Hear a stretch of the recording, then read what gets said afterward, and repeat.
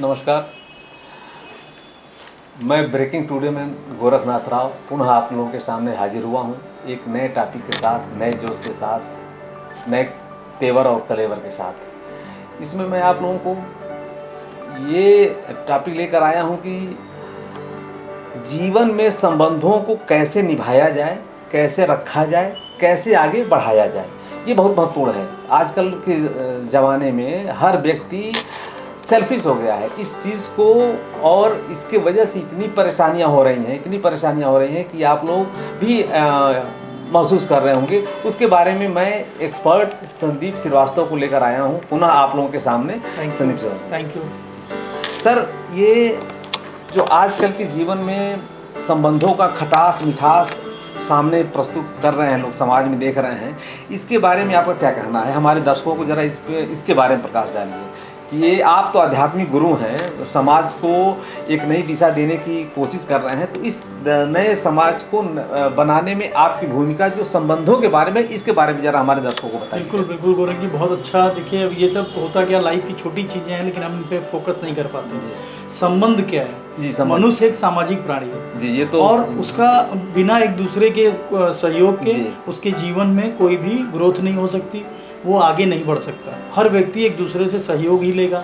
तो जब हम सामाजिक प्राणी हैं तो हमारी मूलभूत आवश्यकताएं एक दूसरे से जुड़ी हुई हैं जी। तो हम उन चीज़ों से अब कटते जा रहे हैं। हम इंडिपेंडेंट बनने की दौड़ में इतना पिछड़ते जा रहे हैं, आगे नहीं आ रहे हैं, हमारी ग्रोथ नहीं हो रही, हम पिछड़ते जा रहे हैं कि हम इंडिपेंडेंट बनेंगे, हम पड़ोसी से मतलब नहीं रखेंगे, हम किसी से कोई मतलब नहीं रखेंगे। उस वजह से संबंध लोगों के आजकल खराब होते जा रहे हैं और लोग केवल उन संबंधों को निर्वाह कर रहे हैं जो उनके फायदे करें। उनको एहसास होता है जब कहीं वो किसी संकट में पड़ जाते हैं, तब इस चीज़ को एहसास करते हैं कि मुझे संबंध बना के रखना चाहिए, अपने पास पड़ोस और अपने जितने रिलेशनशिप है उसको कायदे से रखना चाहिए। जब वो संकट में आते हैं तब, उसके पहले उनको एहसास नहीं होता, क्योंकि संबंधों के महत्व को नहीं समझते ना।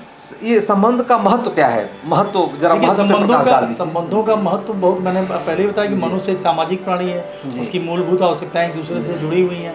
अब सपोज आप कितने भी बड़े कुछ भी हों आप, लेकिन अगर आपका अगर आपको कोई प्रॉब्लम आती है तो कौन काम आएगा? आपके पड़ोस में रहने वाला व्यक्ति। और अगर आपने अपने पड़ोस से ही आपके संबंध अच्छे नहीं हैं, आपने उससे, तो वो पड़ोसी जो आपके मौके पे खड़ा होना चाहिए। कहावत है कि पड़ोस का दुश्मन ठीक और दूर का दोस्त नहीं ठीक। बिल्कुल सर, इसी आधार पे बना हुआ है। मतलब पड़ोस में संबंध अच्छा बना के रखना चाहिए। संबंध किसी से, आपके पड़ोस से हो या अपने माँ बाप से हो, या आप, सबसे बेसिक चीज़ है, संबंधों का इंपॉर्टेंस यहीं से शुरू हो जाता है कि अगर मेरा अपने फादर से संबंध अच्छा नहीं है या मेरे अपनी पत्नी से संबंध अच्छे नहीं है, तो क्या आप एक अच्छी जिंदगी की इमेजिनेशन, कल्पना कर सकते हैं अपने लाइफ में?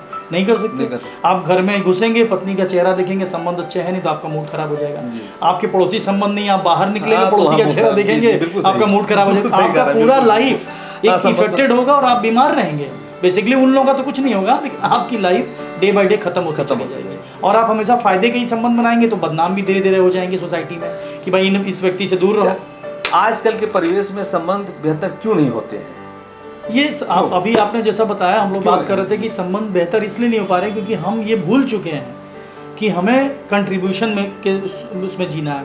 हम सहयोग की जगह केवल फायदा, नफे नुकसान, मतलब प्लस और माइनस में संबंध को संबंध में भी हम देखते हैं क्या मेरा फायदा है, क्या नुकसान। हम अगर कोई काम हो तो हम ये सबसे पहले सोचेंगे कि मैं उसके यहाँ क्यों जाऊँ, मेरा उसमें क्या फायदा। सबसे पहला लोगों का आजकल मैंने देखा सोसाइटी में, अगर कोई भी काम हो तो लोग पूछते हैं अरे मैं उनके यहाँ क्यों जाऊँ, मेरा क्या फायदा है। वो फायदा, हर चीज़ में फायदा देखते हैं।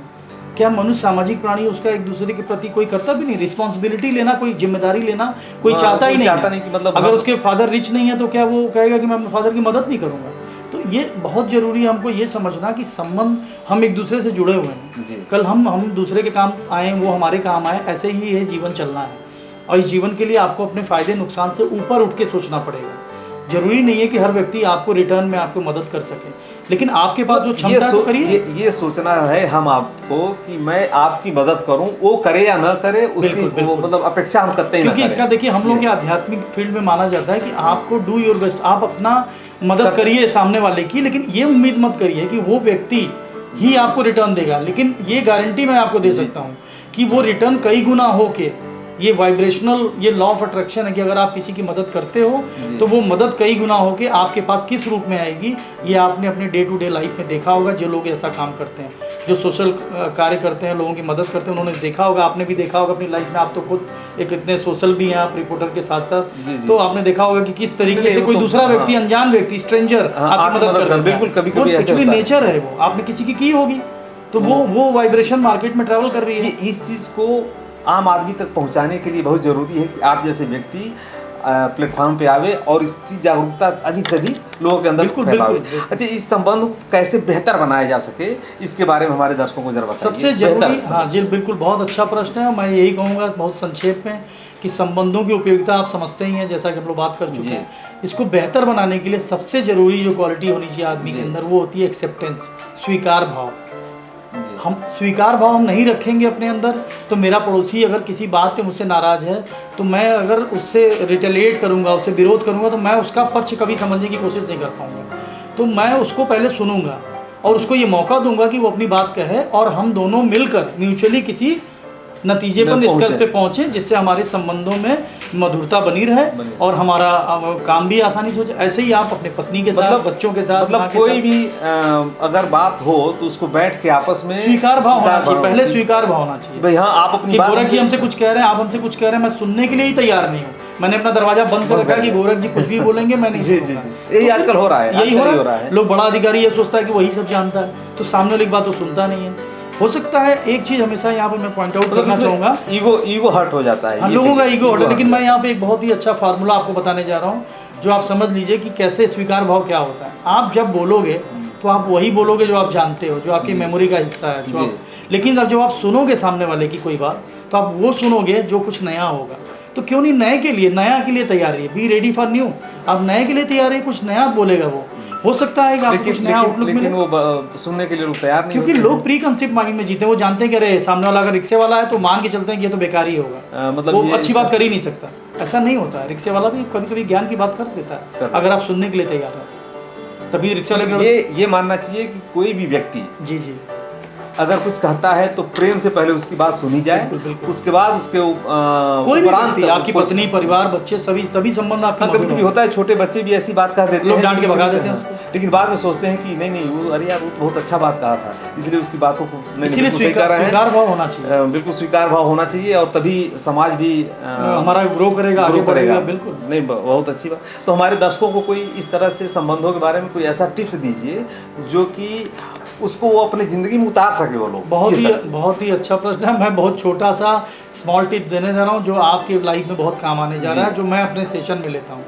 देखिए, मनुष्य में नॉर्मली दो तरह के लोगों की अधिकता दिखी गई, या तो लॉजिकल ब्रेन होता है किसी का, या इमोशनल ब्रेन। तो हम अपने दो हाथों को क्रॉस करेंगे और ये ऐसे अंगूठे को देखेंगे, जो राइट हैंड का अंगूठा अगर ऊपर है तो वो उस व्यक्ति में इमोशन की अधिकता होती है, और किसी का आप चेक करोगे तो लेफ्ट वाला ऑटोमेटिकली ऊपर आ जाएगा। जैसे मेरा लेफ्ट वाला हो गया, जैसे गोरख जी का लेफ्ट होती है, ये लॉजिकल टाइप के व्यक्ति हैं। इनको कोई भी बात लॉजिक से आप समझा सकते हो, मुझे कोई भी बात आप इमोशन से समझा सकते हो।